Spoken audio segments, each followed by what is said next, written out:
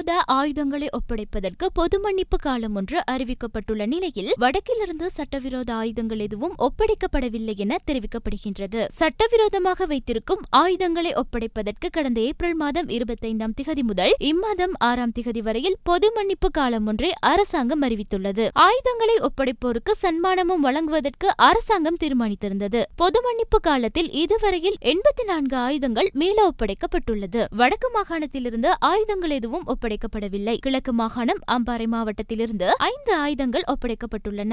நுவரெலியா மற்றும் கேகாலை மாவட்டங்களில் எவ்வித ஆயுதங்களும் இதுவரையில் ஒப்படைக்கப்படவில்லை. கம்பஹா மாவட்டத்திலேயே அதிகளவான ஆயுதங்கள் ஒப்படைக்கப்பட்டுள்ளன. கம்பஹா மாவட்டத்தில் 21 ஆயுதங்கள் ஒப்படைக்கப்பட்டுள்ளன. கொழும்பு மாவட்டத்தில் 11 ஆயுதங்களும், புத்தளம் மாவட்டத்தில் 12 ஆயுதங்களும், கண்டி மாவட்டத்தில் 6 ஆயுதங்களும், புலனறுவை மாவட்டத்தில் 4 ஆயுதங்களும், அம்பாறை மாவட்டத்தில் 5 ஆயுதங்களும், ரத்னபுரி மாவட்டத்தில் 9 ஆயுதங்களும், மாத்தறை மாவட்டத்தில் 5 ஆயுதங்களும், மொனராகல் மாவட்டத்தில் 2 ஆயுதங்களும், களுத்துறை மாவட்டத்தில் 4 ஆயுதங்களும் இதுவரையில் ஒப்படைக்கப்பட்டுள்ளன.